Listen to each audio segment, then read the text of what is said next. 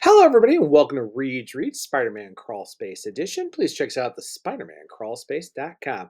Well, everybody, I'm here to do it because guess what? It's time for an all-new Amazing Spider-Man #1 in Volume 7. That's right, the 7th volume here at a brand new issue, or 965 in Legacy. That's right, we're 10 issues away from another anniversary, by the new creative team of Joe Kelly and artist Pepe Larraz, which I have to say is probably one of the biggest highlights of the whole issue. But we're getting a little early in here. So here we are, a brand new #1 issue, a whole introduction to a whole new life, a new status quo for Peter Parker.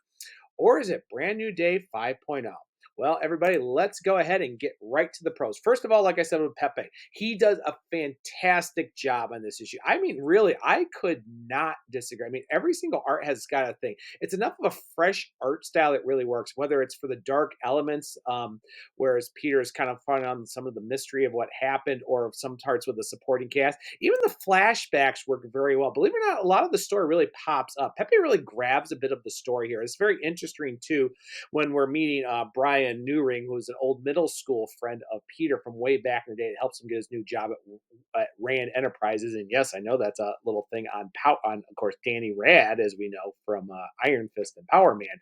But I really do like it, and it really works on the areas. It feels like there's a kind of a joy to the issue and how it works here, which works really well with the artwork. I also like some of the setup for the status quo. It's kind of interesting about Norman Osborn. Here he was already, say Finn's, he was going to announce his retirement, and he gets attacked by someone who, was the husband who's turned himself into cyborg who wants revenge against Norman Osborn. He basically says, forget it, I was about to retire, but apparently I got to use everything at Oscorp to make amends for us. It's a very interesting take for the book, and I do also like the kind of the mystery here as Roderick Kingsley kind of moves in with that little piece too. The artwork is really interesting too, especially when he fight the Rhino. And Joe Kelly actually wrote probably one of the best Rhino stories in the last 8 years, with the Gauntlet, with of course him dealing with the death of his wife and him going. I really do like the mystery here that Peter actually defeats the Rhino by not doing anything. And the fact that he strokes out from whatever energy is going to, and what the mystery is on that. It really leaves as a kind of little thing, especially when he decides to go with that history.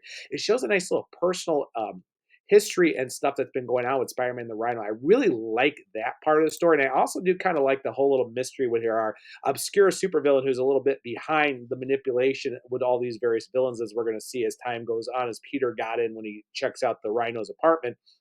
And I do like the fact that they're going back to Roderick Kingsley, not only his own corporate entity, but how he's been doing things, but for manipulation and supervillains. I do like this little part of him. In a way, he's kind of taken over the Green Goblin role of Norman Osborn, with, of course, back to more of his early days of Roger Stern with him as the Hobgoblin in some of his areas. So it really leaves some interesting things, but you also got to wonder how that's going to work. It's actually probably the best of the entire series, but that's where we get into the cons here.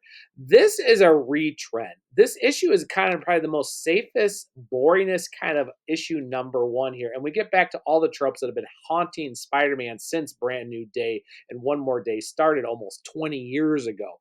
The whole fact with Peter going through his various interviews and dealing with stuff, the fact that he kind of doesn't do any well as they talk about it for his manipulation, the fact he can't get area, what happened with Parker Industries, what happened to him working for Norman Osborn.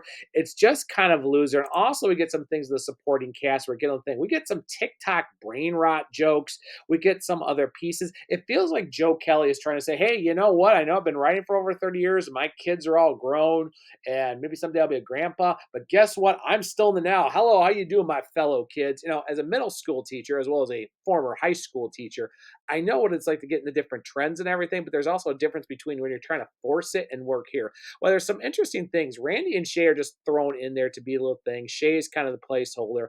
Also, some things too with Aunt May here. We kind of get the whole thing of, hey, things have been good and stuff. And of course, when he brings up Brian's stuff, she is just does not like the air shoes on it and so forth. And it's kind of a problem with that. And the fact we're just going into this more and more about air. We'd like Brand New Day 5.0 with areas of two.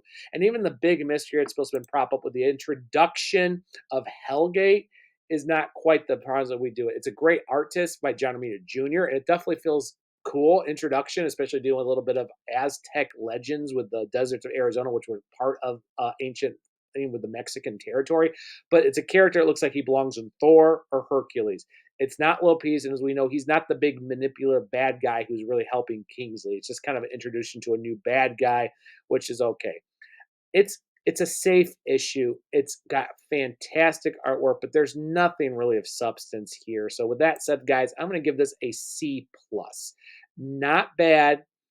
It was an okay read, but it's nothing special, unfortunately. And believe it or not, as of this recording, it places number 7 on the comic sales charts so far. It's been beaten out by a lot of books, including Absolute Batman. It's that's not a good way to kick this all off. So, with that note, guys, I don't have any much else to think. So, if you like what you think about showing them or subscribing or liking this channel to get your most latest reviews. As you can see, I have all new introductions and everything as we get into the new volume of Amazing Spider-Man. And for more, guys, definitely check us out at the SpiderManCrawlspace.com. Definitely check us on the web, on our Discord, or our various social medias, especially on Instagram and Twitch. And with that note, everybody, I will see everybody later on the crawl space.